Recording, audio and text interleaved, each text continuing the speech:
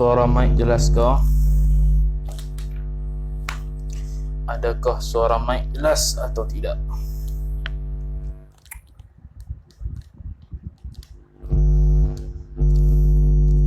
Suara mic jelas atau tidak?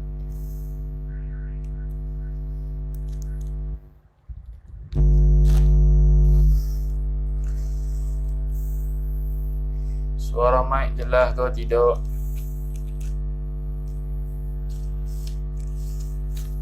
Okay.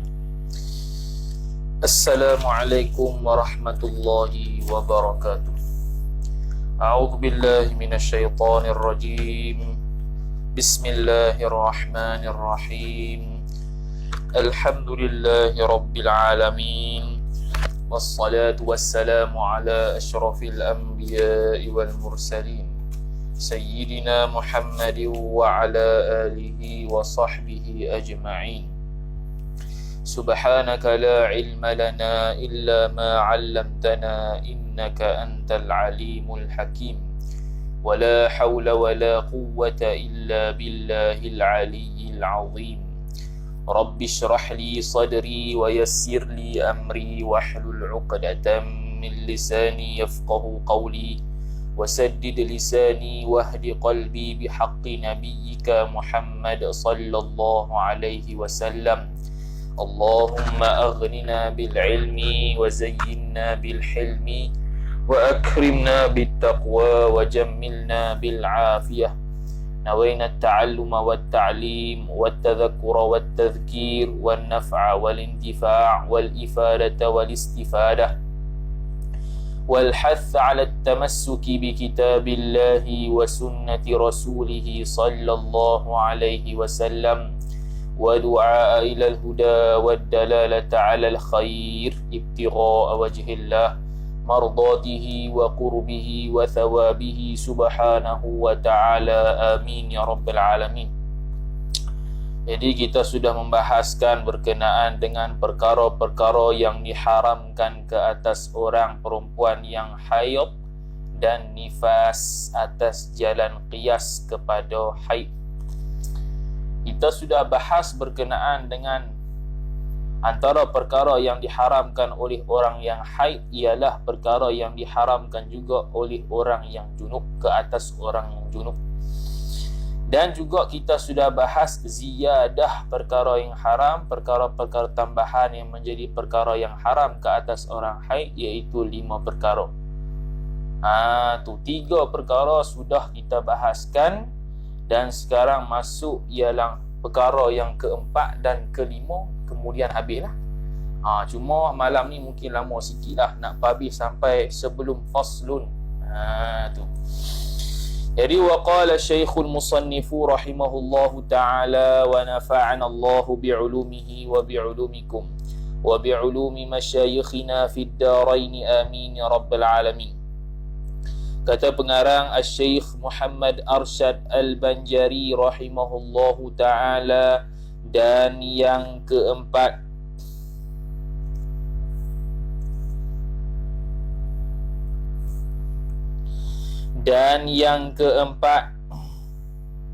menyentuh barang yang antara pusatnya dan lututnya dengan tiada berlapik. Tu. Okey. Ini kita baca dulu. Kita bagi dah dulu ada 28 tak silap. 28 masalah berkenaan dengan antara pusat hingga lutut ni. Kita bagi dah suruh topik, lepas tu tinggal tulis jawapan. Ini kita baca dulu. Akhir habis itu, sebelum yang kelima tu baru kita bahas. Dan yang keempat, yakni menyentuh barang yang antara pusat barang, karolah badan anggota yang antara pusatnya orang yang haid dan lututnya orang yang haid dengan tiada berlapik. Dengan tiada apa? Dengan tiada berlapik. Yakni sentuh antara pusat hingga lutut. Antara pusat hingga lutut, bukannya lutut dan bukannya pusat, antara dia. Beza. Bila kata antara pusat dan lutut, maka tak termasuk pusat dan lututnya. Yang ni antara sahaja. Tu. Wah. Okey. Antara sahaja. Okey, masih dengar suara mic. Cabut sekejap. Tu. Mana dia? Allahumma salli ala Muhammad. Mana tak jumpa lah. Nak tunjuk senang. Keempat macam tu. Okey, tiada berlapik. Tu. Dengan tiada berlapik, hukum dia haram. Okey, ni menurut Sabilan lah. Dan jika ni royah dia. Dan jika dengan tiada syahwat sekalipun, hukum dia haram. Sentuh antara pusat dengan lutut kepada perempuan yang haid dan perempuan yang nifas, hukum dia haram walaupun tak ada syahwat. Sama ada menyentuh antara pusat dan lutut itu dengan tangan, yakni tangan suami tu, atau dengan kaki suami tu yang nak istimta' dengan dia tu lah, atau dengan zakar. Dengan zakar tak bermasuk dalam farah, mengikut situ. Tu diistimta' dengan zakar, duduk tenyeh ke antara pusat dengan lutut tu, tak masuk farah lagi. Hukum dia haram. Atau dengan yang lain. Apa yang lain? Yakni bayannya dari yang lain daripada tangan, kaki dan zakar tu. Lain lah. Sama ada kepala ke, tenyeh telinga ke, tenyeh mata ke, tenyeh apa-apa sekalipun pada tempat antara pusat dengan lutut, hukum dia adalah haram walaupun tak ada syahwat. Dan sama ada menyentuh dengan zakar itu dengan tiada wati. Menyentuh dengan zakar bukan nak bersetubuh. Wati ni bersetubuh. Wati ni ialah berjimak, bersetubuh. Walaupun dia sentuh dengan zakar antara pusat dengan lutut, walaupun bukan untuk wati. Serta tiada berlapik. Dengan tak ada lapik lah, iaitu mubasyaratan. Antara zakar dengan barang zakar tu dengan antara pusat hingga lutut isteri, tak ada lapik, hukum dia haram walaupun tidak wati. Atau dengan wati. Wati jelas lagi lah, dia bubuh zakar tu jimak isteri dia. Dan royah bagi kata wati tu, dan jika dengan berlapik sekalipun. Walaupun dengan berlapik zakar sekalipun. Lapik zakar yakni lapik dengan kain. Kalau bahasa kitanya pakai ni lah, apa nama tu, pakai kondom tu. Tu okey. Pakai kondom tu, zaman dulu dia kata dengan kain, walaupun kain yang tebal sekalipun, dia lapik zakar dia, buat masuk jolok dalam farah tu untuk wati. Hukum dia haram walaupun dengan berlapik sekalipun. Maka sekalian itu sentuh antara pusat dan lututnya tu haram. Ilat bagi haram sebab haid dan nifas. Sebab apa? Sebab haid dan nifas. Titik. Dan kata setengah ulama tiada haram. Qila. Ni sebiji ikut tuhfah. Nanti kita bahas lah 28 masalah tu. Okey. Dan kata setengah ulama. Siapa setengah ulama? Nanti kita bahas siapa setengah ulama tu, ada belakang nama dia. Tiada haram menyentuh barang, yakni badan, anggota yang antara pusatnya haid dan lututnya haid, orang yang haid, dengan yang lain daripada wati, yakni jimat. Boleh, setengah ulama kata boleh juga sentuh antara pusat dengan lutut tanpa berlapik tu, asalkan jangan jimat sahaja. Maka boleh. Setengah ulama kata boleh. Nanti ada huraian terperinci. Baca dulu. Titik. Bermula wati pada farash perempuan yang haid di dalam masa lagi keluar darah itu dosa besar. Dosa besar khabar. Wati mubtada. Bermula tu wati. Bermula wati tu mubtada dia.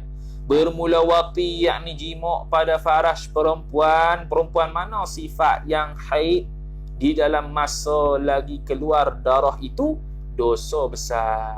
Suami yang nak jimak juga hukum dia dosa besar. Itu secara zahir ibarat. Jika tahu ia Dosa tu qaid. Jika tahu ia yang mewati, yang berjima itu akan haram nyewati. Makna kalau tidak tahu benda tu haram dengan sebab dia jauh daripada ulama, tak ada orang mari mengajar, ataupun dengan sebab baru masuk Islam, maka hukum dia tidak haram. Lagi dengan disahaja nyewati, dia sengaja buat, bukan tak sengaja. Contoh apa dia? Contoh bom meletup, boom, dia pun terbang, terangkat seluar, terangkat kain, masuk zakat dalam dia punya bini dia punya farah. Sengaja tak sengaja, tu tak haram. Lagi dengan ikhtiarnya nyewati tu, pilihan, tidak ada orang paksa, tak ada orang letak pistol kat kepala, tak jima aku tembak, tak ada. Dia boleh pilih sendiri. Dan barang siapa menghalal, titik tu, dan istiqnaf suku, barang siapa menghalal akan dia, akan wati, akan berjima, akan bersetubuh itu, tu jadilah ia orang yang menghalalkan itu kafirun, kafir, wal'iyadu billah, muhillun. Kenapa kafir? Kerana telah sehari kita bahas, iaitu telah ijma' ulama kata haram berdosa besar orang laki-laki, suami dia itu berjima' dengan isteri dia waktu dia haid dan nifas. Dan siapa yang menghalalkannya, hukum dia kafir kerana berlaku mujma' alaih, ijma' padanya. Noktah. Adapun mengiktikadkan halal wati, yakni bersetubuh itu kemudian, yakni selepas daripada putus darah, dan dahulu, dan yakni padahal, itu wawul hal kalau bahasa Arab, wawul hal, dan dengan makna padahal. Padahal dahulu, yakni sebelum daripada mandi, putus dah darah tapi tak mandi lagi, dia kata halal dah jima'. Atau pada akhir darah, tu, atau pada akhir darah, dan dhaifnya darah. Mana dhaif dan akhir darah tu? Seperti ada ia darah itu kuning, atau atah bagi kata kuning, atau keruh. Maka jawab bagi kata jika, jawab bagi adapun, maka tiadalah kufur dengan dia dengan mengiktikadkan bahawasanya halal untuk berjima' selepas suci walaupun sebelum mandi, ataupun di akhir darah, iaitu berwarna keruh dan juga kuning, tidak jadi kufur. Itu tu seperti yang tersebut di dalam Anwar, yakni kitab Al-Anwar, kitab mazhab Syafi'i, dan lainnya tersebut itu, lainnya daripada Anwar. Kerana apa tak jadi kafir? Ilat bagi kata tak jadi kafir kerana khilaf ulama pada yang demikian itu. Pada kata apa? Pada kata hukum boleh kedak jima'. Tu hukum kedak jima'. Berlaku khilaf. Kacau minggu lah mesej ni masuk. Habis hilang tension. Apa tadi? Berlaku khilaf pada demikian itu. Demikian mana? Demikian kata mengiktikadkan halalnya wati, halalnya bersetubuh waktu akhir darah, yakni yang berwarna kuning dan keruh tu berlaku khilaf. Tu. Sebab nanti ada bahasan berkenaan darah kuning dan darah keruh, adakah haid atau tidak. Itu pecah khilaf kepada 7 pendapat yang akan datanglah. Noktah dan yang kelima. Habis. Tu bab wati dalam sabilah. Ni kita 28 masalah nak cerita. Pertama, hukum berjima' dengan isteri waktu haid. Macam tadi Sabilal kata, hukum dia adalah haram dan berdosa besar. Tu haram dan berdosa besar dengan pelapik, sama ada dengan pelapik atau secara mubasyarah. Tadi Sabilal kata tak silapnya dengan pelapik ke? Dengan tiada berlapik. Tu. Dengan tiada berlapik dengan makna mubasyarah. Dengan makna mubasyarah. Tapi dalam kitab Mughnil Muhtaj bi Syarhil Minhaj, dalam kitab Tuhfatul Muhtaj bi Syarhil Minhaj, karangan Imam Ibn Hajar Al-Haytami rahimahullah, Mughnil Muhtaj bi Syarhil Minhaj, karangan Syekh Al-Khatib Asy-Syarbini rahimahullah, Dan dalam kitab Al-Ubab mengatakan bahawasanya hukumnya haram dan berdosa besar sama ada dengan pelapik ataupun tiada berlapik, dengan makna kata mubasyarah, bersentuhan kulit. Tu bersentuhan kulit hukum dia haram dan berdosa besar. Sebab apa? Sebab boleh mail. Apa mail? Iaitu boleh cenderung ke arah jima'. Boleh cenderung ke arah jima'. Dalam kitab Tuhfatul Muhtaj bi Syarhil Minhaj, Al-Imam Ibnu Hajar Al-Haytami rahimahullahu ta'ala kata haram ini dengan ijma' ulama. Berlaku ijma' ulama dalam pengharaman ini.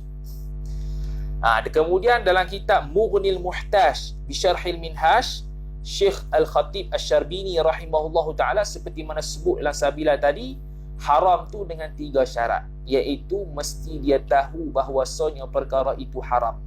Kalau dia tak tahu dengan makna dia jahil kerana jauh daripada ulama ataupun baru masuk Islam, 2 ni saja, maka hukum dia tidak haram. Adapun dia jahil disebabkan dia tak belajar, padahal ulama, ustaz-ustaz, orang alim ada baca kitab, dia tak pergi, hukum dia haram juga. Tu pertama, dia kena kumpul 3 ni. Pertama, tahu benda tu haram. Yang kedua, sengaja. Kalau tak sengaja, maka tidak haram. Dia tahu benda tu haram, tapi tak sengaja, maka tak haram. Dan syarat yang ketiga ialah ikhtiar dia, bukan paksaan orang, bukan orang letak pistu atas ni. Kalau dia tahu benda tu haram dan dia sengaja buat, dia jolok masuk juga farah apa zakat tu ke dalam farah, tapi dia tu kena paksa, maka tidak haram. Jadi kena ada 3 ni, himpun ni. Sengaja, tahu haram, ikhtiar, barulah jadi haram. Tu dalam kitab Mughnil Muhtaj ada sebut. Tu yang pertama. Isu yang kedua ialah itu jima' jelah. Hukum istimta', hukum mengambil sedap-sedap antara pusat hingga lutut, apa hukum dia? Berlaku khilaf dalam kalangan ulama Syafi'iyah. Yang pertama, hukum dia adalah haram walaupun tanpa syahwat. Macam dalam Sabila sebut tadi, hukum dia haram walaupun tanpa syahwat kerana 3 sebab.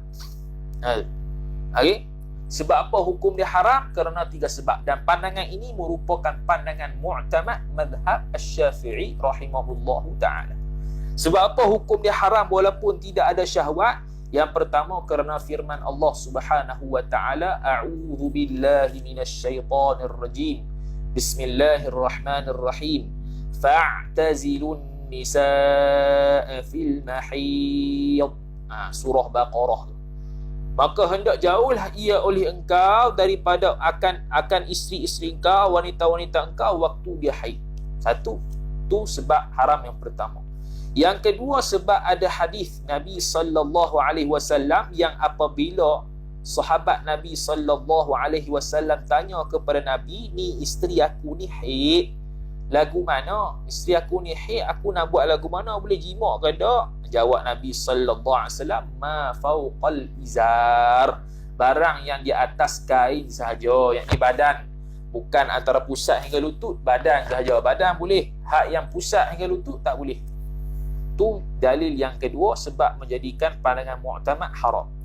Yang ketiga ialah kerana istimta' apa yang di bawah kain tu antara pusat hingga lutut membawa kepada syahwat jima'. Membawa kepada syahwat jima'. Tu yang ketiga. Ilat selepas Quran, selepas hadis, itu ilat yang ketiga pula ialah kerana istimta' antara pusat hingga lutut. Itu kata para ulama Asy-Syafi'iyah rahimahumullahu subhanahu wa ta'ala mengundang kepada syahwat jima'. Lepas raba-raba tu habis. Sama ada laki-laki ataupun perempuan. Jangan duk kata perempuan selamat. Tak. Perempuan kalau habis kena sentuh dengan laki di situ, habis. Dia main fanak dia lah. Tu bahasa dia lah. Okay. Jadi 3 ilat itu menyebabkan haram pada pandangan mu'tamad walaupun tanpa syahwat mengambil istimta' antara pusat hingga lutut. Itu atas pandangan mu'tamad mazhab Syafi'i.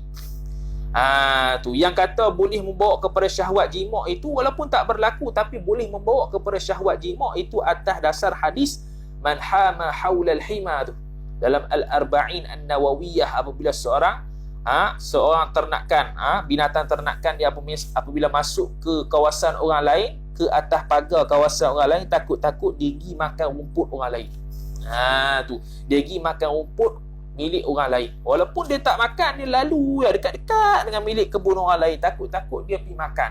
Maka takut-takut itu, yakni kalau nisbah kias di sini, takut-takut pergi ke syahwat jima. Maka hukum dia adalah haram. Pandangan mu'tamad ni dihuraikan 3 ilah ni dalam kitab Mughnil Muhtaj Syarhil Minhaj oleh Syekh Al-Khatib Asy-Syarbini rahimahullah, disebut dalam kitab Tuhfatul Muhtaj Syarhil Minhaj oleh Syekh Ibnu Hajar Al-Haytami rahimahullahu taala, dan dalam kitab Nihayatul Muhtaj Bisyarhil Minhaj karangan Al-Imam Asy-Syekh Ar-Ramli As-Saghir rahimahullahu ta'ala. Itu pandangan yang pertama, 3 ilat itu menyebabkan haram. Dan pandangan mu'tamad yang kata walaupun tak ada syahwat itu merupakan hukum dia haram, itu juga merupakan pandangan qaul jadid madhab Syafi'i. Itu disebut oleh Al-Imam Asy-Syekh Ibnu Mulaqqin rahimahullahu ta'ala dalam kitab Umdatul Muhtaj Bisyarhil Minhaj. Dia kata itu pandangan qaul jadid madhab Syafi'i. Itu pandangan pertama, pandangan mu'tamad. Pandangan kedua ialah hukum istimta' antara pusat hingga lutut itu hukum dia ialah tidak haram. Tu hukum dia ialah tidak haram.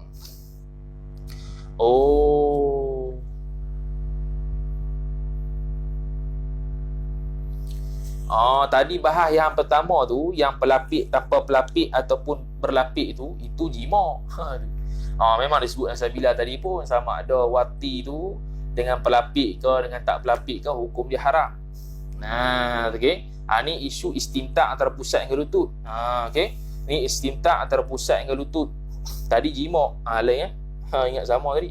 Lain. Jadi pandangan kedua pula, boleh tak istimta' antara pusat hingga lutut? Hukum pandangan yang kedua, istimta' antara pusat hingga lutut ini tidak haram, melainkan jima sahaja. Yang ni boleh untuk meraba, boleh gesek-gesek, boleh gau-gau, apa benda semua boleh, kecuali jima. Tak ada masalah. Itu disebut dalam kitab Imam Nawawi. Ada 4 kitab Imam Nawawi sebut. Dalam kitab dia ada 4. Iaitu dalam kitab At-Tahqiq Al-Imam Nawawi rahimahullah, dalam kitab At-Tanqih Al-Imam Nawawi rahimahullah, dalam kitab At-Tashih Al-Imam Nawawi rahimahullah, dalam kitab Al-Majmu' Syarhul Muhadzab Al-Imam Nawawi sebut. Dan dalam kitab disebut juga oleh Al-Imam Al-Mawardi rahimahullah dalam kitab Al-Iqna'. Bukan Iqna' Abi Syuja' tu dah, Al-Iqna' karangan Imam Al-Mawardi. Dan disebut juga oleh Al-Imam Ar-Ruyani rahimahullahu ta'ala dalam Al-Hilyah. Kata boleh kecuali jima' saja tak boleh.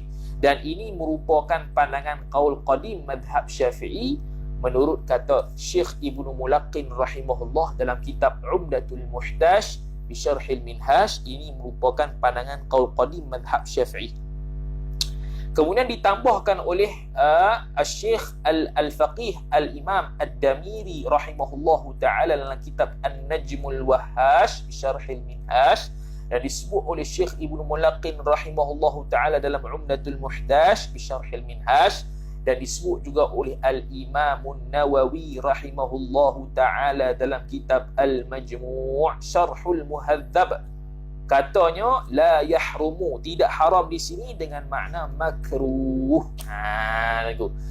Okay, la yahrumu di sini dengan makna tidak haram di sini dengan makna makruh, bukan sampai tahap jawaz, harus dah makruh. Begitu jugalah dalam kitab-kitab mazhab Syafi'i, kalau kata la yahrumu tak haram, yakni makruh. Okey. Tu perbahasan dia. Okey. Tadi kita kata berlaku khilaf di kalangan ulama, istimta' antara pusat hingga lutut. Bukan 2 saja, 5 pandangan. Sabilan menunjukkan 2 pandangan je. Sebenarnya ada 5 pandangan khilaf ulama. Okey, 2 pandangan kita dah sebut dah. Pandangan yang ketiga mengatakan bahawasanya jikalau aman, ni cara perbahasan dia. Jikalau, pandangan ketiga mengatakan jikalau aman, jikalau selamat daripada jima. Kalau nak istimta' antara pusat hingga lutut boleh, kalau aman, selamat daripada boleh jima. Sebab apa boleh rasa aman daripada jima'? Kerana dua sebab, iaitu kerana syahwatnya daif, syahwat laki-laki itu daif, ataupun kerana warak dia itu kuat. Ataupun kerana warak dia itu kuat, maka harus dia istimta' antara pusat hingga lutut. Ni pandangan yang ketiga. Pandangan yang ketiga dalam mazhab Syafi'i. Jadi kalau dia tidak warak ataupun dia kuat syahwat, tidak aman daripada jima' kalau dia istimta', hukum dia adalah haram. Pandangan ni disebut oleh Asy-Syaikh Abul Fayyad. Asy-Syaikh Abul Fayyad rahimahullahu ta'ala, pandangan ini dinukilkan dalam dua kitab mazhab Syafi'i, iaitu oleh Al-Imam Ar-Rafi'i rahimahullah dalam Asy-Syarhul Kabir. Semalam kita sebut silap, bukan Ramli, Ar-Rafi'i dalam kitab Asy-Syarhul Kabir, atau nama lainnya Al-Aziz bi Syarhil Wajiz, dan disebut dalam kitab An-Najmul Wahhash bi Syarhil Minhaj karangan Al-Imam Ad-Damiri rahimahullahu ta'ala, mengatakan kalaulah dia itu nak istimta' terpusat dengan lutut boleh, dan syarat dia itu selamat daripada boleh berlaku jima' kerana dia itu lemah syahwatnya ataupun kerana warak kuat. Kalau tidak, maka hukum dia adalah haram. Itu pandangan yang ketiga. Pandangan yang keempat disebutkan dalam kitab Syekh Ibnu Mulaqin rahimahullah dalam Umdatul Muhtaj bi Syarhil Minhaj, katanya haram sekalian perkara yang terkena darah haid daripada badannya. Haram istimta' ambil kesedapan antara pusat dengan lutut ni ialah pada kawasan yang terkena darah pada badan dia. Yang terkena darah haid pada badan dia, itu sahaja yang haram. Selain daripada tu, tak terkena darah haid pada badannya, hukum dia adalah harus. Tu. Sebab apa haram? Sebab berlumur dengan al-adha, berlumur dengan perkara yang keji, iaitu darah. Jadi kalau anggota itu terkena darah haid, maka anggota itu tidak boleh istimta' di situ. Hanya boleh selain daripada kawasan tersebut yang antara pusat hingga lutut. Dia detailkan sikit situ. Umdatul Muhtaj. Ala kulli hal, ni pandangan dhaif lah. Itu pandangan yang keempat. Pandangan yang kelima, dan pandangan yang kelima ini merupakan pandangan yang syadz. Pandangan yang syadz. Syadz ni tak nak pakai lah, tapi kita sebut juga sebab ada pandangan. Pandangan yang syadz ini disebutkan oleh Al-Imam Ibnu Harbawaih. Al-Imam Ibnu Harbawaih rahimahullahu ta'ala, dan disebut oleh Ubaidah As-Salmani. Ubaidah As-Salmani rahimahullahu ta'ala, dia katakan, diceritakan pandangan syadz ini oleh Al-Imam Ar-Rafi'i rahimahullahu ta'ala, kata waktu perempuan itu mari haid, hukum dia haram walaupun seluruh tubuh perempuan haid itu jadi haram mutlaqan. Tak boleh istimta', tak boleh istimta' sama ada di antara pusat dengan lutut, atau di tangan dia, di badan dia, di kepala dia, semua tak boleh, hukum dia haram semuanya. Itu pandangan syadz lah. Itu pandangan apa? Pandangan syadz. Itu disebutkan oleh Al-Imam Ar-Rafi'i rahimahullahu ta'ala, dinukilkan oleh Ubaidah As-Salmani dan Ibnu Harbawaih rahimahumallahu subhanahu wa ta'ala. Bismillah.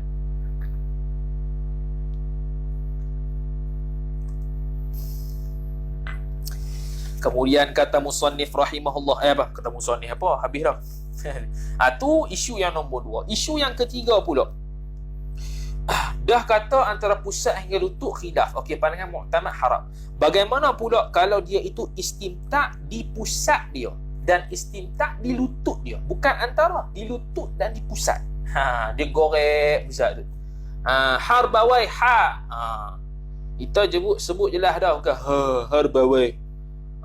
Tu okey, harbawai. Tu harbawai. Sebut pun tahu dah. Pedas. Tak payah duk tanya. Dengar dengan teliti sudah. Harbawai bukan harbawai. Harbawai. Kalau harbawai kena bersebut cara malas sikit. Harbawai. Mana tadi? Jadi hukum istimta' dengan di lutut dan di pusat lagu mana pula hukum dia? Tu. Okey, ini tidak ada khilaf. Hukum istimta' duk gorek pusat tu, duk gorek lutut kawan tu, hukum dia adalah tidak haram. Disebutkan oleh dalam kitab Al-Majmu' Syarhul Muhadzab oleh Al-Imam An-Nawawi rahimahullah, dan disebut juga dalam kitab At-Tanqih oleh Al-Imam An-Nawawi rahimahullah, disebut oleh Syekh Ahmad Al-Qalyubi rahimahullah dalam Hasyiatul Qalyubi ala Kanzir Raghibin Syarah Minhajit Talibin, dan disebutkan juga oleh Syekh Ibnu Mulaqqin rahimahullah dalam Umdatil Muhtaj Syarhil Minhaj. Hukum dia tak haram. Boleh lah. Tak ada haram, tak sampai tahap haram. Tu yang ketiga. Yang keempat, okey, boleh sentuh pusat lutut, tak boleh sentuh antara pusat dan lutut. Macam mana pula hukum sentuh bulu isteri antara pusat hingga lutut? Tu. Antara pusat hingga lutut ada bulu. Boleh tak sentuh bulu bini tu? Tu. Bulu pusat dia, bulu ari-ari dia, boleh ke tidak? Tu. Itu berlaku khilaf ulama. Berlaku khilaf ulama sentuh bulu isteri yang antara pusat hingga lutut. Satu lagi. Sentuh antara pusat hingga lutut. Kata. Mana? Betul lah. Bukan, ada khilaf lagi. Bukan. Hukum sentuh bulu isteri antara pusat hingga lutut tak ada khilaf. Tak ada khilaf. Yang khilaf lagi lepas ni. Hukum dia adalah haram. Hukum dia adalah haram sentuh bulu. Walaupun bulu tu panjang sampai Syah Alam sekalipun, haram sentuh dia. Itu disebut oleh Syekh Ali Asy-Syibramallisi rahimahullah dalam Hasyiah Ali Asy-Syibramallisi ala Nihayatil Muhtaj Syarhil Minhaj. Hukum dia haram sentuh bulu bini yang tersayang kalau tu, walaupun panjang dia tu sampai Syah Alam sekalipun. Kita duduk Syah Alam, isteri duduk tengah tu, kita tarik bulu dia sekali dalam kereta tu, kita pun masuk dalam rumah sewa kat Syah Alam, kita pun belai-belai dia dalam keadaan isteri. Hukum ni haram. Habis. Ni masalah keempat. Masalah yang kelima. Masalah yang kelima, kalau sentuh antara pusat hingga lutut tu bukan dengan kulit kita. Sebab kita kata tadi tu, yang haram sentuh antara pusat hingga lutut ialah mubasyarah. Mubasyarah yang mana sentuh kulit dah. Sentuh kulit dah. Ni pula bukan kulit. Sentuh antara pusat hingga lutut tu dengan gigi. Dengan gigi suami. Suami gigit. Suami gigit. Ataupun dengan kuku suami kutil tu. Tu. Dengan bulu suami. Bulu dengan bulu suami. Bulu ari-ari suami tu pergi sentuh dekat antara pusat hingga lutut isteri. Apakah hukum dia? Itu baru berlaku khilaf ulama. Berlaku khilaf ulama. Pandangan yang pertama ialah hukum dia adalah haram. Disebutkan oleh Syekh Asy-Syirwani rahimahullah dalam Hasyiah Asy-Syirwani ala Tuhfatil Muhtaj bi Syarhil Minhaj. Hukum dia adalah haram. Berbeza dengan gurunya, pandangan yang kedua, gurunya, syekhuna, gurunya iaitu Asy-Syekh Asy-Syaubari rahimahullahu ta'ala mengatakan tidak haram. Dinukilkan dalam Hasyiah Asy-Syirwani ala Tuhfatil Muhtaj bi Syarhil Minhaj, pandangan guru dia hukumnya tidak haram. Boleh sentuh dengan gigi. Atas pandangan itulah boleh sentuh dengan gigi antara pusat dengan lutut, tak ada mubasyarah, pergi sentuh dengan gigi, gigit kawan tu. Gigit kawan tu, pakai rambut kita main tonyoh, pakai gigi, pakai kuku. Atas pandangan kata tidak haram. Tu yang kelima. Masalah yang keenam pula ialah hukum kalau seseorang itu istimta' selain pusat hingga lutut tak kala perempuan haid. Tu. Yang ni apa dia? Istimta' selain daripada antara pusat hingga lutut. Tadi antara pusat hingga lutut hukum dia haram. Atas khilaf tu lah. Atas pandangan muktamad haram. Kalau selain daripada pusat hingga lutut, yakni badan, kepala, tangan, maka hukumnya ialah tidak haram. Hukumnya adalah tidak haram, yakni haruslah. Itu disebutkan oleh Syekh Khatib Asy-Syarbini rahimahullahu ta'ala dalam kitab Mughnil Muhtaj Syarhil Minhaj. Dalam kitab Hasyiah Asy-Syirwani ala Tuhfatil Muhtaj bi Syarhil Minhaj sebut walaupun tanpa lapik. Kita sentuh tangan dia, buah dada dia, kepala dia, kaki dia tanpa lapik, istimta', hukum dia boleh. Tu Syekh Syirwani sebut walaupun tanpa lapik Dan Al-Imam Nawawi rahimahullahu ta'ala sebut dalam kitab Al-Majmu' Syarhul Muhadzab, ini berlaku ijma' ulama. Sebab tu pandangan Syah tadi. Tadi kan pandangan Syah kata haram juga seluruh tubuh, itu pandangan Syah. Bila pandangan Syah tidak boleh menggugat pandangan ijma' ulama. Tu yang keenam. Yang ketujuh, apa hukum jika berjima' isteri haid? Apa hukum jika jima' isteri haid? Apabila isteri haid kita jima' juga kerana nak elok daripada zina. Tadi tu tak ada elok daripada zina apa. Ni nak jima' juga ni sebab apa? Sebab nak elok daripada zina. Sekira-kira kalau aku tak jima' ni aku zina dengan orang lain. Lagu mana hukum dia? Lagu mana hukum dia? Maka dalam kitab maka Syekh Ibnu Qasim rahimahullah, Syekh Ibnu Qasim Al-Abbadi rahimahullah sebut dalam Hasyiah Ibnu Qasim Al-Abbadi ala Tuhfatil Muhtaj bi Syarhil Minhaj, bahwasanya hukum berjima' dengan isteri waktu dia haid untuk elok daripada zina ialah harus, bahkan wajib. Bahkan boleh sampai tahap wajib sebab nak elok daripada zina. Dan waktu itu pula harus istimna' dengan tangannya. Boleh onani. Tu boleh onani. Boleh onani dengan tangannya waktu itu kerana mudarat nak masuk kepada zina. Tu disebut dia Ibnu Qasim rahimahullahu ta'ala. Baik, kalau berlaku ta'arud, berlaku bertentangan, ta'arud, berlaku bertentangan antara jima' dengan jima' di dubur dengan onani. Nak jima' isteri kok farah tadi jima' tadi jima' kok farah ni. Jima' kok farah kalau dalam keadaan kalau tak jima' kok farah boleh berlaku zina, maka hukum dia harus jima' kok farah walaupun dalam keadaan haid. Dan boleh masa tu istimna' dengan tangannya sendiri.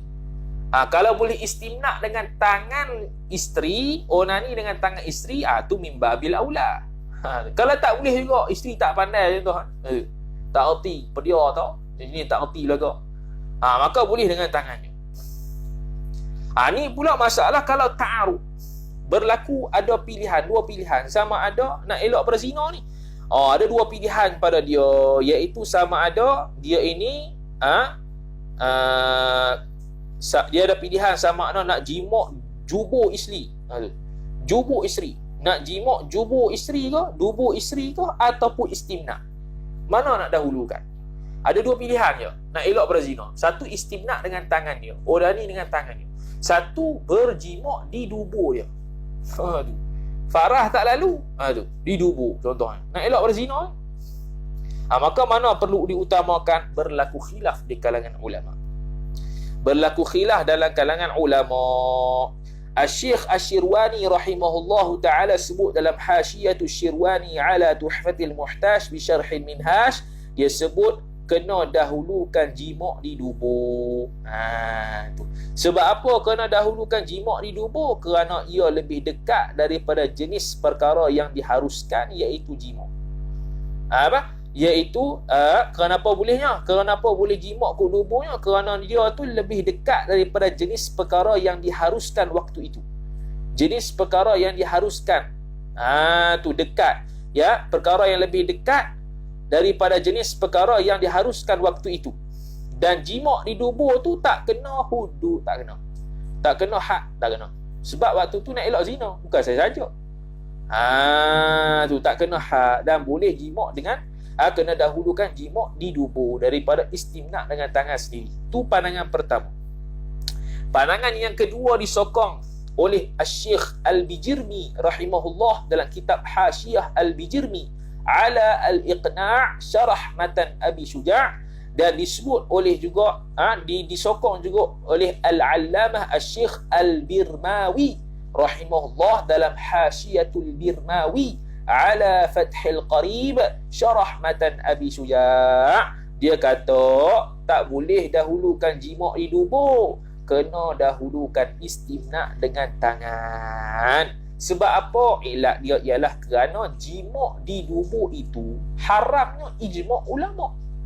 Sedangkan istimna, onani itu haram dia, tidak ijma' ulama, kerana madhab al-Imam Ahmad radhiyallahu ta'ala anhu membenarkan untuk onani dalam keadaan darurat nak pergi zina ni. Tu. Sedangkan dalam madhab Syafi'i memang tak boleh lah. Madhab Syafi'i walaupun darurat nak zina sekalipun tak boleh. Itu asal dia. Madhab Syafi'i menghukumkan onani waktu ni hukum dia dosa kecil. Tu. Tak boleh juga. Tapi madhab ulama, madhab Syafi'i boleh dia suruh untuk taklid madhab Hanbali kalau nak jatuh berlaku zina. Boleh untuk istimna. Tengok. Tu ni ulama Syafi'iyah suruh bertaklid kepada madhab Hanbali, Imam Ahmad Ibn Hanbal, sebab nak berlaku zina hukum dia haram ijma' ulama. Istimna itu perkara yang haram tapi tidak ijma' ulama. Dia ambil akhaf minad dararain, ambil paling ringan antara dua darurat. Istimna darurat, zina darurat, tapi yang lebih ringan daruratnya ialah istimna. Ambil istimna. Jubuk, jima' di jubuk itu haram ijma' ulama. Itu pun darurat juga. Ambil hak akhaf, hak lebih ringan, iaitu istimna. Istimna tidak berlaku ijma', khilaf ulama. Tengok cara ulama bahas. Tu okey. Tu berlaku khilaf ulama. Tu habis. Tu persoalan yang ketujuh. Hukum kalau jima' isteri dalam keadaan haid untuk elak berzina, lagu mana hukum dia harus, bahkan wajib. Bahkan waktu tu harus istimna dengan tangannya sendiri. Kalau tangan isteri mimbabil aula lah, tak ada masalah tu. Ini dengan tangan sendiri boleh. Itu disebut oleh Syekh Ibn Qasim. Dan sebagainya yang tadi kita sebut tadi. Tu isu yang ketujuh. Isu yang ke-8 pula, masalah yang ke-8. Itu bab istimta', bab mubasyarah antara pusat dengan lutut dan antara tubuh-tubuh dia, kita pegang-pegang lah. Okey, apa hukum pula kalau kita melihat isteri yang haid dalam keadaan bersyahwat? Kita tengok alik dia, kawan ni kemas juga waktu haid. Waktu suci tak apa nak kemas mana. Waktu haid lah dia kawan ni seksi satu macam. Tengok dengan syahwat, apa hukum dia? Berlaku khilaf di kalangan ulama Syafi'iyah. Pandangan yang pertama mengatakan hukumnya haram kalau bersyahwat. Lihat isteri dalam keadaan bersyahwat waktu dia haid, hukum dia haram. Itu disebut oleh Imam Zarkashi. Imam Az-Zarkashi rahimahullah, itu dinukilkan dalam kitab Hasyiah Al-Qalyubi ala Kanzir Raghibin Syarah Minhajut Talibin oleh Syekh Al-Qalyubi rahimahullahu ta'ala. Sedap hujan, angin jadi macam aircon lah. Itu pandangan yang pertama. Pandangan itu bukan pandangan mu'tamad, itu pandangan dhaif. Pandangan yang mu'tamad dalam madhab Syafi'i ialah tidak haram. Hukumnya ialah tidak haram kerana dia bukanlah perkara yang lebih besar daripada suami pergi cium isterinya dalam keadaan syahwat. Sekadar tengok tak ada masalah kerana dia bukan perkara yang lebih besar daripada suami pergi cium isteri dalam keadaan syahwat. Maka hukum dia tidak haram. Ini pandangan mu'tamad. Dan dalam pandangan mu'tamad, kitab-kitab yang mengatakan pandangan mu'tamad tu, dia buat ghayah lirraddi, walaupun dengan syahwat sekalipun. Itu untuk menolak pandangan pertama yang mengatakan melihat dengan syahwat hukum dia haram. Pandangan mu'tamad ni disebut dalam kitab Mughnil Muhtaj bi Syarhil Minhaj oleh Syekh Al-Khatib Asy-Syarbini rahimahullahu ta'ala. Itu yang ke-8. Isu masalah yang ke-9 pula. Masalah yang ke-9 pula ialah sebab apa ulama mengibaratkan dengan istimta' dan sebahagian ulama mengibaratkan dengan mubasyarah antara lutut dan pusat. Setengah ulama ibaratkan dalam kitabnya dengan istimta'. Setengah ulama mengibaratkan dengan mubasyarah. Apa beza? Kenapa dulu? Kenapa ibarat gitu? Okey, para ulama yang mengibaratkan dengan mubasyarah, dengan perkataan mubasyarah ni tanpa berlapis lah, bersentuhan kulit, itu mubasyarah. Ulama yang mengibaratkan dengan mubasyarah itu sebab ingin mengeluarkan istimta' dengan nazar, ingin mengeluarkan istimta' bersedap-sedapan dengan tengok, lihat. Sebab mubasyarah ni kena sentuh, lihat tak kena sentuh. Ibarat dengan mubasyarah ni disebut oleh Al-Imam Nawawi rahimahullah dalam kitab At-Tahqiq, dan disebut juga oleh Al-Imam Nawawi rahimahullah dalam Al-Majmu' Syarhul Muhadzab. Dia ibaratkan dengan mubasyarah kerana untuk mengeluarkan istimta' dengan nazar, bersedak-sedak dengan lihat. Tu. Adapun ulama yang mengibaratkan dengan istimta' itu, dia itu merangkumi, melihat dan meraba dengan syahwat. Sebab istimta' lebih umum.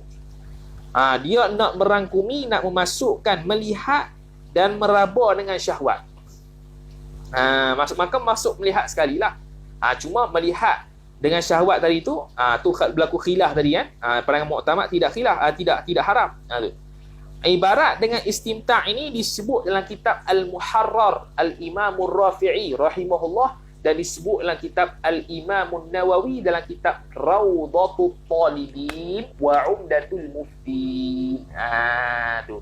Disebut dengan kalimah istimta' kerana ingin merangkumi, melihat dan meraba dengan syahwat. Meraba dengan mubasyarah lah. Dakak tu. Tu.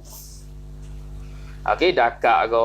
Dakak laki bini. Dakak laki bini dengan tiada berlapik lebih sedap, lebih asyik, lebih lazat daripada berdakak mubasyarah dengan laki. Lagu mana? Wallahu a'lam. Wallahu a'lamu bihaqiqati ma aqulu laka. Sebab apa tak kahwin lagi? Yang kahwin tahulah. Habis.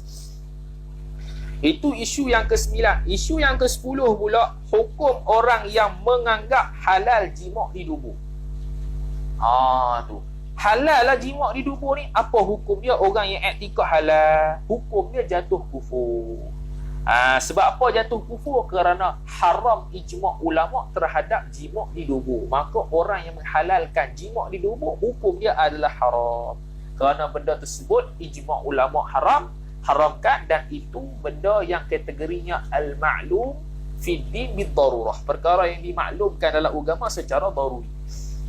Itu disebutkan oleh Asy-Syaikh Asy-Syirwani rahimahullah dalam Hasyiatus Syirwani ala Tuhfatil Muhtaj bi Syarhil Minhaj. Itu masalah yang ke-10. Masalah yang ke-11, sambungan pada masalah ke-9, iaitu apakah perbezaan antara ibarat mubasyarah dengan istimta'? Apakah perbezaan ibarat antara mubasyarah dan istimta'? Okey. Al-Imam Al-Isnawi rahimahullahu ta'ala mengatakan hubungan antara mubasyarah dengan istimta' ni ada hubungan umum khusus biwajhin. Umum khusus min wajhin. Okey? Umum khusus min wajhin. Di bab mantik lah. Dia ada umum khusus mutlak, umum khusus biwajhin, mubayin, tasyakkuk, musyakkak dan sebagainya. Ini umum khusus min wajhin. Sebab apa? Sebab mubasyarah ini tidak dapat tidak melainkan dengan sentuhan. Mubasyarah ni tak dapat tidak, nak kata dia ni mubasyarah mestilah bersentuhan. Sama ada bersentuhan itu dengan syahwat ataupun tidak. Itu mubasyarah. Mubasyarah ni nak itlaq dia mesti tak dapat tidak, mestilah dia itu kena bersentuhan kulit, sama ada dengan bersyahwat ataupun tidak. Sedangkan istimta' itu boleh dengan jalan lihat, boleh dengan jalan lihat, boleh dengan jalan pegang dan sentuh, dan ia tak terjadi melainkan dengan syahwat. Tu beza tu khusus min wajhin tu. Okey, dari satu sudut Allah Akbar. Dari satu sudut istimta' dengan mubasyarah ni apa sama dia? Dari sudut istimta' dengan mubasyarah tu, iaitu dari sudut sentuhan. Itu sama. Okey, istimta' ada sentuhan dia, mubasyarah ada sentuhan dia. Dan sentuhan mubasyarah ini sama ada bersyahwat ataupun tidak. Adapun istimta' dia ada yang tak termasuk dalam mubasyarah, iaitu melihat. Dan istimta' bila nak itlaq dia, mestilah dia itu sama ada melihat ataupun bersentuh dengan syahwat semestinya, baru dipanggil istimta'. Adapun mubasyarah tak semestinya berlaku syahwat, bahkan sentuh sama ada syahwat ataupun tidak. Tu beza disebut oleh Al-Imam Al-Isnawi rahimahullah Itu dinukilkan oleh Asy-Syaikh Al-Khatib Asy-Syarbini rahimahullah dalam Mughnil Muhtaj bi Syarhil Minhaj. Tu yang ke-11. Yang ke-12 pula, masalah yang ke-12 disebut. Masalah yang ke-12. Apa pula hukum isteri istimta' suami waktu dia haid? Ni pula. Tadi suami boleh ke tak istimta' dengan isteri? Ini terbalik pula. Waktu isteri haid, boleh tak dia istimta' suami? Istimta' dengan mana? Dia pula piraba suami lah. Dia pula ambil kesedapan daripada tubuh badan suami. Boleh ke tidak? Ini berlaku khilaf dalam kalangan ulama kepada 3 pandangan. Pandangan pertama, Al-Imam Al-Isnawi rahimahullahu ta'ala mengatakan para ulama tawakuf masalah ni. Para ulama ada yang tawakuf dalam masalah ni. Okey? Tu pandangan pertama, tawakuf lah. Wallahu a'lam. Tengok. Ni sikap ulama tak tahu, wallahu a'lam. Takkan nak buat pandai pula. Okey? Pandangan yang kedua disebut dalam kitab Mughnil Muhtaj bi Syarhil Minhaj oleh Asy-Syaikh Al-Khatib Asy-Syarbini rahimahullahu taala. Dia kata sebahagian ulama mutaakhirin mengatakan setiap perkara yang fuqaha larang atas suami maka haram juga atas isteri. Sebahagian mutaakhirin kata benda yang haram atas suami haram juga atas isteri. Maka natijahnya haram sentuh antara pusat hingga lutut suami waktu dia haid. Sebagaimana suami haram sentuh isteri antara pusat hingga lutut waktu haid, atas pandangan muktamad lah, begitu juga haram isteri itu sentuh antara pusat hingga lutut suami waktu isteri haid. Bukan waktu suami haid, waktu isteri haid. Haram juga. Tu pandangan yang kedua. Jenuh kita. Jenuh kita pandangan kedua. Tu jenuh buat kita. Okey, itu pandangan yang kedua. Pandangan yang ketiga disebutkan oleh Al-Imam Asy-Syaikh Al-Bijirmi rahimahullah dalam Hasyiah Al-Bijirmi 'ala Al-Iqna' Syarah Matan Abi Syuja', dan disebutkan oleh Asy-Syaikh Asy-Syaubani rahimahullah, guru kepada Asy-Syaikh Asy-Syirwani rahimahullahu taala. Dia kata haram atas perempuan haid mubasyarah, bersentuhan kulit dengan suami antara pusat hingga lutut pada mana-mana bahagian daripada badan suami. Tu. Apa dia? Iaitu haram atas perempuan haid.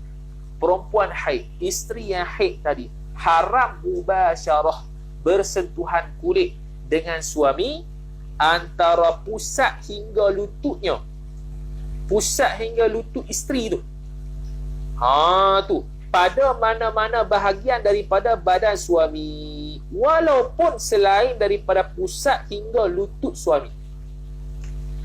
Pandangan yang ketiga mengatakan hukumnya haram perempuan yang haid, isteri yang haid, mubasyarah, yakni bersentuh kulit. Yang mana perempuan tadi ni bersentuh kulit dengan suami ni, dia pakai badan yang antara pusat hingga lutut isteri. Dia pakai pusat, antara pusat hingga lutut isteri, dia pi mubasyarah dengan mana-mana bahagian suami punya badan. Walaupun selain daripada pusat hingga lutut suami. Tu, okey. Contoh, dia tempek farah. Tu. Dia tempek, dia pi gesek. Dia pi gesek farah dia ni di bahu suami. Gesek, telanjang bogel. Gesek farah tu. Hukum dia adalah haram sebab dia menggunakan mubasyarah dia dengan antara pusat hingga lutut isteri kepada mana-mana bahagian suami, walaupun bukan antara pusat hingga lutut suami. Dia pakai apa lagi? Dia tenyeh apa lagi? Dia tenyeh perut dia, perut yang bawah pusat ni. Dia tenyeh dekat mana? Dia tenyeh kat kaki suami. Hukum dia haram. Mubasyarah kat situ, hukum dia haram. Tu, okey. Faham ni? Perempuan yang haid, dia gunakan anggotanya antara pusat hingga lutut, dia pergi sentuh di mana-mana bahagian suami, walaupun bahagian suami itu bukan antara pusat hingga lutut. Kalau antara pusat hingga lutut, mimbabil aula, dia pergi tengeh farah tu dia pergi mubasyarah dengan zakar suami waktu haid, hukum dia haram. Tu. Dia pitanya gugak suami pun gugak juga, tak masuk pun dalam farah tu. Tu. Okey. Ni gila ni. Okey, faham? Faham ke? Cuba respon, faham ataupun tidak. Penat juga dia cakap ni. Bismillah.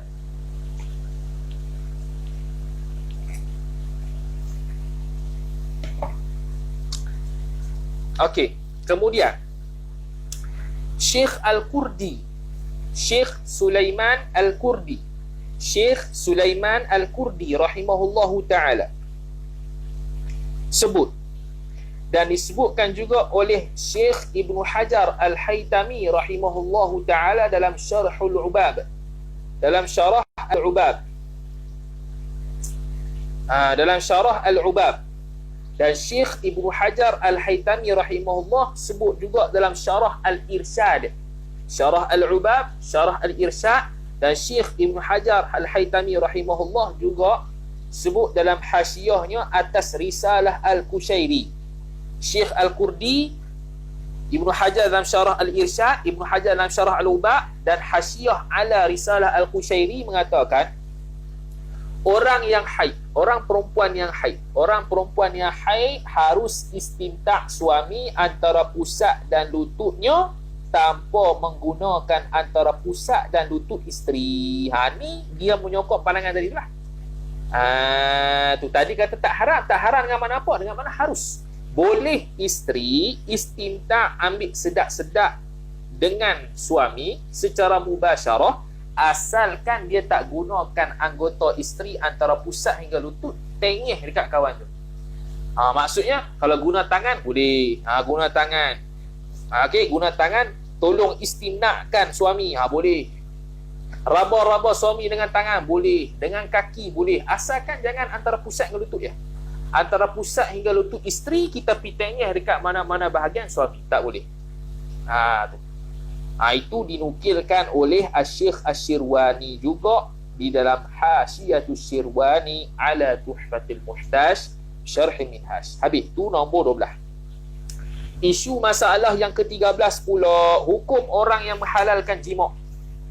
Hukum orang yang menghalalkan jima' waktu haid. Apa hukum dia? Hukumnya ialah jatuh kufur. Hukumnya ialah jatuh kufur. Sebab mujma' alaih dah, sebab berlaku ijma'. Tu disebut dalam Al-Majmu' Syarah Muhadzab, disebut juga dalam kitab At-Tuhfatul Muhtaj bi Syarh Minhaj oleh Syekh Ibnu Hajar Al-Haytami rahimahullah, disebutkan juga dalam Nihayatul Muhtaj bi Syarh Minhaj oleh Al-Imam Ar-Ramli rahimahullah, disebut juga oleh Syekh Ibnu Qasim rahimahullah dalam Hasyiah Ibnu Qasim Al-Abbadi ala Tuhfatul Muhtaj bi Syarh Minhaj, dan disebut juga dalam Matan Al-Ubab bahwasanya haram seseorang menghalalkan orang berjima' waktu haid. Berjima' dengan waktu haid tu, kata Syekh Asy-Syirwani rahimahullah dalam hasyiahnya, walaupun dengan berlapis sekalipun haram juga, dan siapa yang menghalalnya ialah kufur.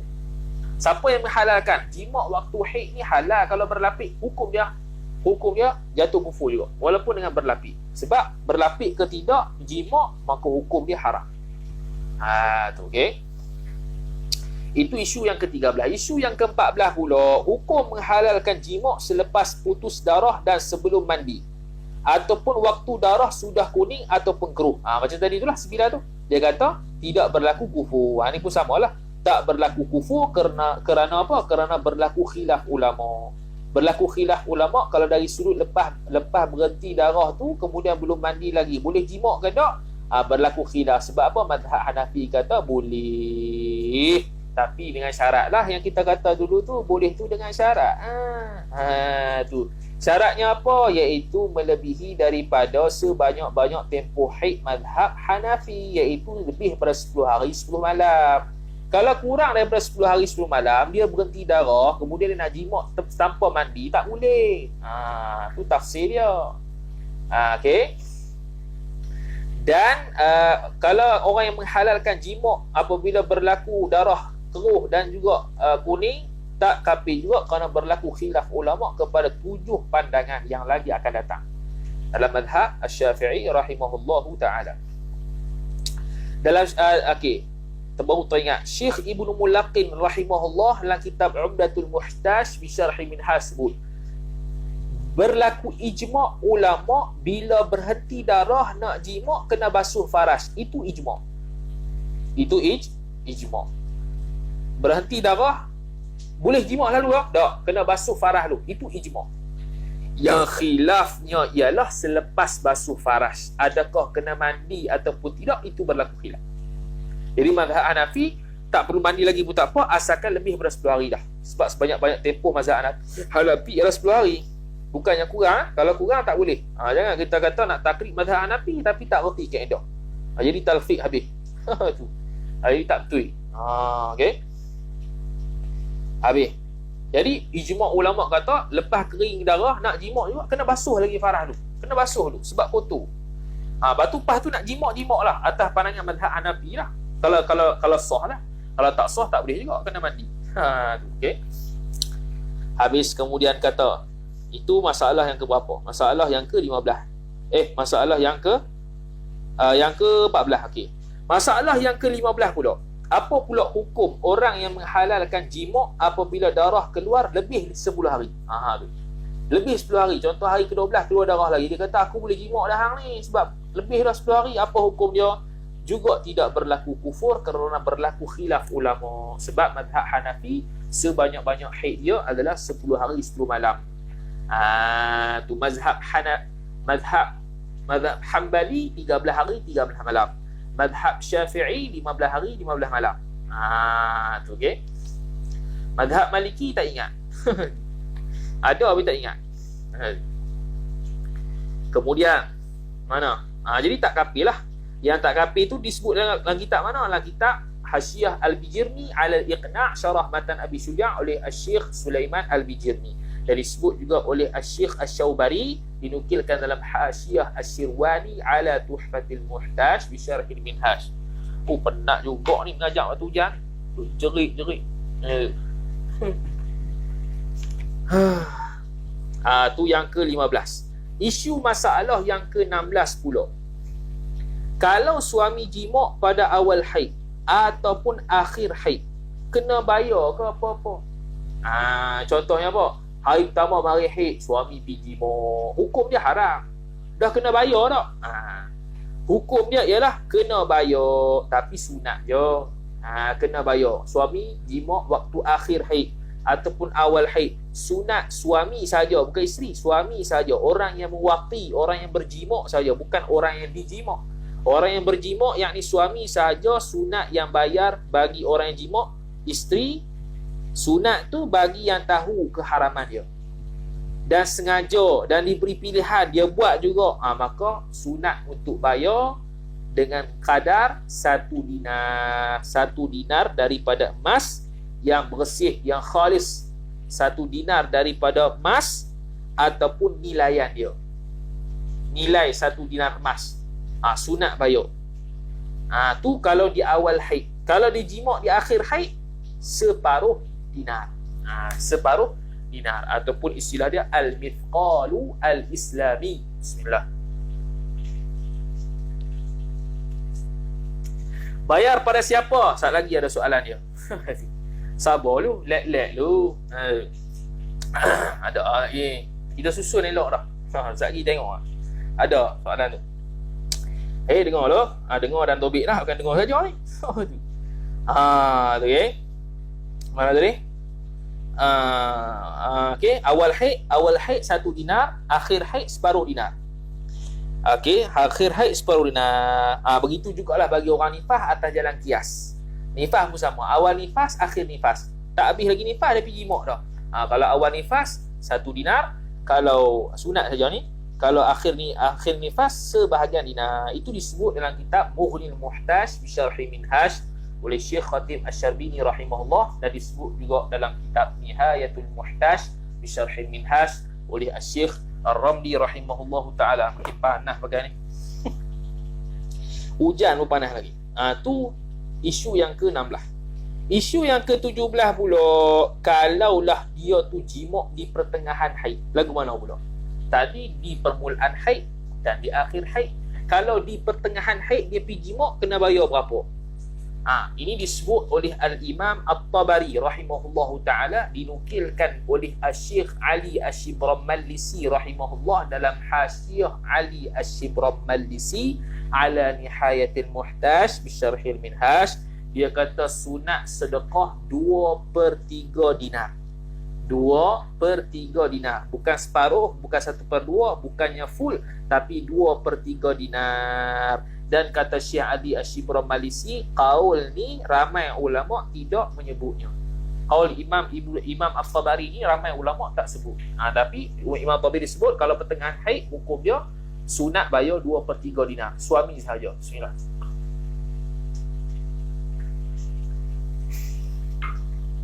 Itu masalah yang ke-17. Masalah yang ke-18. Jika yang jima isterinya yang haid itu orang lain. Pula dah. Isteri dia tengah haid, orang lain pula pergi jima isteri dia. Maksud apa? Zina lah. Dah pezina tu kena bayar ke tak? Juga kena bayar. Ulama sebut juga kena bayar kerana kias kepada suami. Itu disebut dalam kitab Nihayatul Muhtaj bisyarhil Minhaj oleh Syekh Ar-Ramli rahimahullah, dan disebut oleh Syekh Khatib Syarbini rahimahullah dalam Mughnil Muhtaj Syarhi Minhaj. Penzina pun kena bayar juga. Bayar dari sudut bayar dinar tu lah, dari sudut hukum hudud ke tak, tu lain cerita. Tu. Kemudian kata musannif itu jima' waktu haid. Ada juga. Salah juga walaupun berzina. Salah berzina satu, salah jima' waktu haid satu. Tu. Kemudian itu isu yang ke-18. Isu yang ke-19 pula. Kalau bersetubuh dengan isteri. Kalau bersetubuh dengan isteri selepas suci tapi belum mandi, kena bayar ke tak? Dalam mazhab Syafi'i lah. Dalam mazhab Hanafi kan kata boleh tadi. Dalam mazhab Syafi'i tak boleh, haram lagi. Tapi kalau buat juga kena bayar tak? Sama juga bayarannya seperti jima' pada akhir haid, iaitu separuh dinar. Itu disebut oleh Al-Imam Nawawi rahimahullah dalam kitab Al-Majmu' Syarhul Muhadzab. Separuh dinar lah. Walaupun dia dah habis haid tapi dia belum mandi lagi, hukum dalam mazhab Syafi'i haram, kecuali dia taklid mazhab Hanafi dan lebih daripada 10 hari dah. Kalau kurang daripada 10 hari taklid mazhab Hanafi pun tak jadi, mazhab Hanafi pun suruh mandi. Tu isu yang ke-19. Baik, isu yang ke-20. Sedekah dinar tadi tu memada dengan siapa? Yakni nak bayar pada siapa? Maka Syekh Al-Khatib Asy-Syarbini rahimahullahu ta'ala sebut dalam kitab Mughnil Muhtaj bisyarhil Minhaj, bayar kepada satu orang miskin pun memada dah. Satu orang fakir pun memada dah. Tu. Bayar kepada seorang fakir pun memada dah. Jadi bukan bayar kepada orang kaya, bayar kepada orang fakir. Okay. Tu isu yang ke-20. Isu yang ke-21. Sebab apa tidak diwajibkan membayar dinar emas tersebut? Soalan pula. Ulama ni bahas saja. Dah kata sunat, awak tak wajib. Mari iktiraf betul pula. Tadi kata sunat, pumpang akhir haid, tengah haid, belakang haid, pezina pun kena, nak bayar ke siapa, tiba-tiba disoal pula. Dah kenapa tak wajib? Maka Syekh Al-Khatib Asy-Syarbini rahimahullah sebut dalam kitab Mughnil Muhtaj bisyarhil Minhaj, dia kata kerana bersetubuhnya itu haram kerana berlumur dengan darah, berlumur dengan kotoran darah haid. Itu sebab haramnya. Maka tak kena kafarah. Maka tak kena kafarah lah. Tak kena kafarah macam kafarah liwat lah, tak kena. Sebab haram jima' di sini sebab haramnya berlumur dengan darah haid tu. Itu yang haramnya. Maka bukannya maka tidak sampai tahap wajib macam bayar kafarah liwat tu, tak perlu, tak sampai tahap tu. Tu okey. Tu disebut sebab apa tak wajib. Masalah yang ke-22. Adakah orang yang tinggal solat Jumaat kena kafarah bayar mah juga? Pula. Tadi bahas bab jima', mari pula sembahyang Jumaat ke mana? Tadi buat dengan seolah-olah kata tadi jima' waktu awal haid, tengah haid, akhir haid tu, itu maksiat lah tu. Okey, kalau tinggal sembahyang Jumaat kena kafarah gitu juga kau? Kena bayar mah gitu juga kau? Maka maka kena bayar emas kat juga. Maka dalam kitab Nihayatul Muhtaj bi Syarhil Minhaj, Syekh Ramli rahimahullah dan Syekh Ibnu Qasim Al-Abbadi rahimahullah sebut dalam Hasyiah Ibnu Qasim Al-Abbadi ala Tuhfatil Muhtaj bi Syarhil Minhaj, dia kata sunat juga jika tahu tinggal sembahyang Jumaat tu haram. Tu. Jika tahu tinggal sembahyang Jumaat itu haram. Dah budak-budak tinggal sembahyang tu kena bayar juga ke? Budak-budak yang belum mukallaf tidak perlu untuk menyuruh walinya membayarkan qadar emah tadi tu, sebab dia belum balik, dia belum mukallaf lagi. Hatta kalau dia nanti sudah baligh sekalipun, dia tak sunat bayar qadar nilai dinar tadi tu, kerana dia telah meninggalkan sembahyang Jumaat waktu kecil, tak perlu. Jadi tak perlulah nak suruh wali ataupun lepas dia balik tu dia nak bayar semula, tak payah. Tu okey, tak payah. Bayar kadar 1 dinar tadi tu. Tak payah. Okey. Tu sembahyang Jumaat. Soalan masalah yang ke-23. Adakah sedekah kafarah tadi tu, yang dinar-dinar tu, berulang dengan sebab berulangnya jima'? Dengan makna kalau 2 kali ulang jima', 2 kali dinar lah. Ataupun sekali dinar juga, sekali dinar sahaja. Maka Al-Imam Syekh Ar-Ramli rahimahullah sebut dalam kitab Nihayatul Muhtaj bi Syarhil Minhaj, katanya ya, berulang bayaran. Kalau 3 kali jima' waktu akhir haid, 3 kalilah sedekah. 1 dinar, separuh dinar, separuh dinar, separuh dinar. Kalau awal haid 1 dinar, 1 dinar, 1 dinar. Berulang-ulang jima', maka berlakulah berulang-ulang sedekah kafarah tersebut. Itu masalah yang ke-23. Masalah yang ke-24 pula, jika jima' isteri waktu haid kerana takut zina, kena sedekah juga ke? Kan tadi dibahaskan boleh untuk dia itu jima' di farah isteri waktu haid kalau nak elak pada zina. Dah kalau jima' tu kena sedekah juga ke?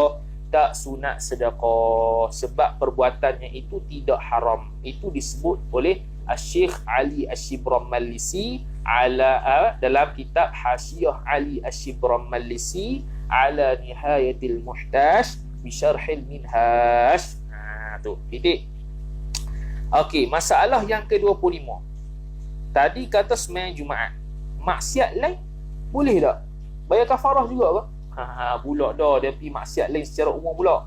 Maksiat lain yang kita buat, adakah sunat sedekah juga separuh dinar, 1 dinar tu semua tu? Itu berlaku khilaf di kalangan ulama mazhab Asy-Syafi'i.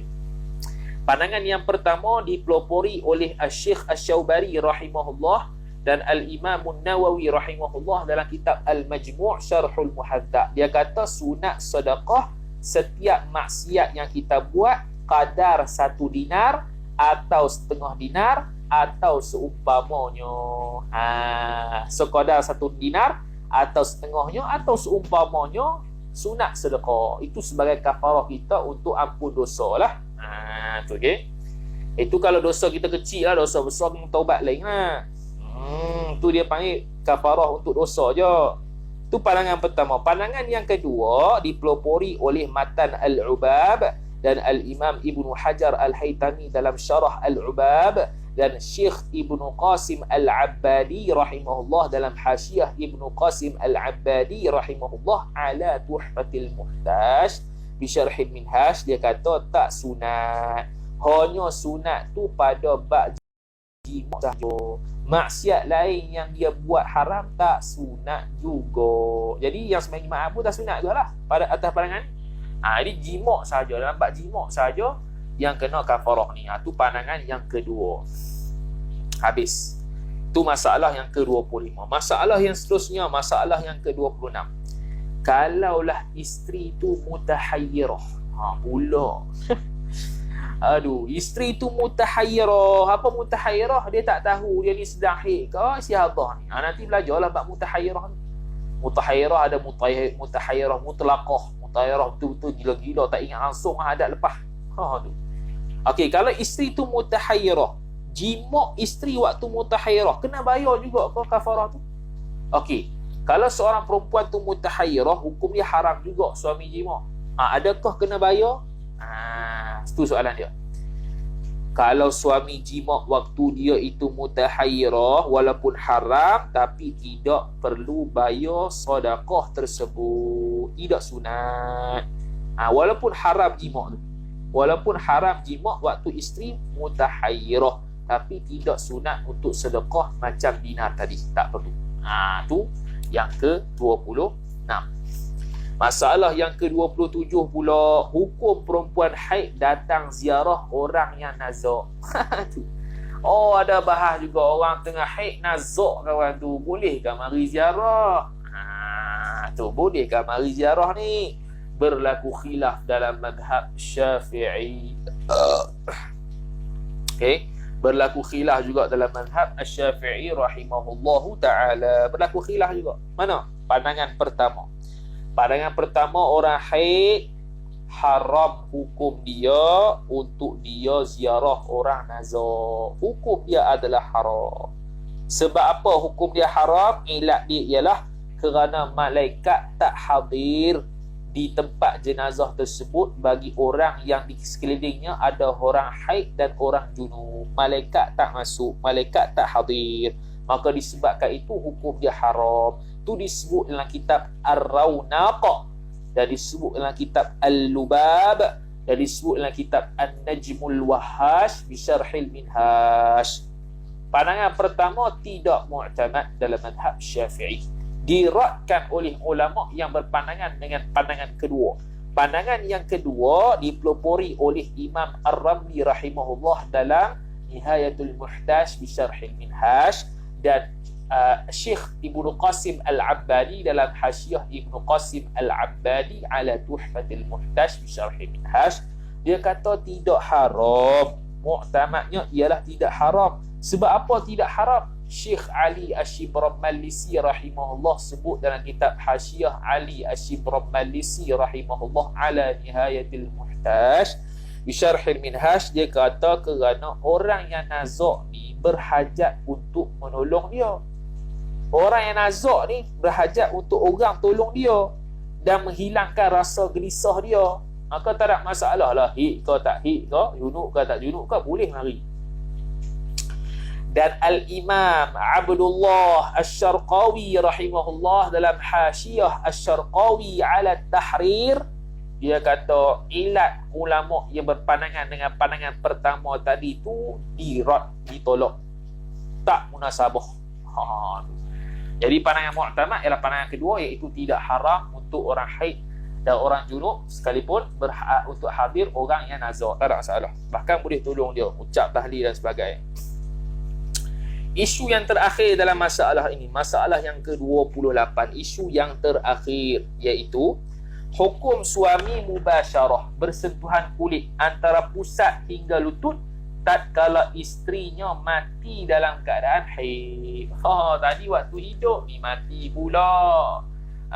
Bini sakit waktu haid, tiba-tiba mati. Dia ni nafsu. Bini sepoi mati pun. Aku nak istimta' sekali antara pusat hingga lutut. Boleh ke tidak? Hukum dia adalah haram. Seperti mana dia haram istimta' waktu hidup, waktu mati pun hukum dia haram. Bahkan ulama sebut min babil aula, terlebih utama haramnya kerana haram selepas seseorang tu mati untuk dia sentuh antara pusat hingga lutut. Lebih aula kerana haram haram selepas seseorang tu mati untuk kita sentuh antara pusat hingga lutut dia. Meskipun tidak haid, walaupun tak haid, haram juga sentuh. Ni apatah lagi haid. Walaupun tak haid, dia mati, haram juga sentuh antara pusat hingga lutut. Ni apatah lagi haid. Apatah lagi haid. Tidak haid pun haram, haid apatah lagi, lagilah haram. Sebab apa? Sebab ulama sebut dalam bab jenazah ni sempit sikit hukum dia syadid sikit. Itu disebut oleh Syekh Ibnu Qasim Al-Abbadi dalam kitabnya Hasyiah Ibnu Qasim Al-Abbadi rahimahullahu ta'ala anhu wa ardhah. Itulah perbahasan berkenaan dengan perkara-perkara yang haram dari sudut mubasyarah antara pusat hingga lutut. Tu. Kemudian kata musannif sambung, dan yang kelima, saya ingat nak habis tapi tekak dah, tak larat dah ni. Kena berhenti. Tak larat dah. Ingat habis sampai faslun tu. Tak larat penat. Ada 28 masalah penat kita orang. Tu. Jadi insya-Allah sambung pula pada minggu depan insya-Allah taala. Faham ke tidak? Cuba respon, faham ke tidak? Ke ada persoalan ke apa? Sebelum tutup ni. Bismillah.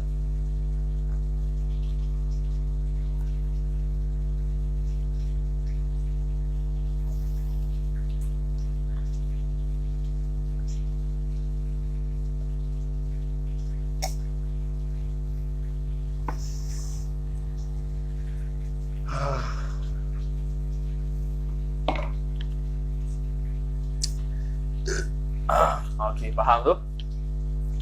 Sikit tekak. Ingat nak habis. Tu jerit-jerit yang hujan ni. Kita duk ingat tak mau, takut-takut tak dengar. Kita biasa bila ada yang lebih kuat pada kita pun nak kuat juga. Duk menjerit daripada tadi. Sakit kepala, sikit tekak lah. Relax. InsyaAllah sambung pula pada minggu hadapan insyaAllah ta'ala. Mudah-mudahan Allah subhanahu wa ta'ala memberikan kita kefahaman dalam bab haid nifas ini seperti mana Allah subhanahu wa ta'ala memberikannya kepada imam-imam kita, Syekh Ibnu Hajar Al-Haytami rahimahullah, Syekh Ar-Ramli rahimahullah, Syekh Al-Khatib Syarbini rahimahullah, Al-Imam An-Nawawi rahimahullah, Syekhul Islam Zakaria Al-Ansari rahimahullah, Al-Imam Ibnu Rifa'ah rahimahullah, dan ulama Syafi'iyah yang lain kita dapat faham. Mudah-mudahan begitulah sehinggalah akhir majlis insya-Allah taala. Sambung pula pada minggu hadapan. A'udzubillahi minasyaitonirrajim. Bismillahirrahmanirrahim. Alhamdulillahirabbil alamin wassalatu wassalamu ala asyrafil anbiya'i wal mursalin sayyidina Muhammadin wa ala alihi wa sahbihi ajma'in. Allahumma zidna ilma warzuqna fahma. Allahumma zidna ilma warzuqna fahma. Allahumma zidna ilma warzuqna fahma. Wa sallallahu wa sallam ala sayyidina Muhammad wa ala alihi wa sahbihi wa sallam walhamdulillahi rabbil alamin.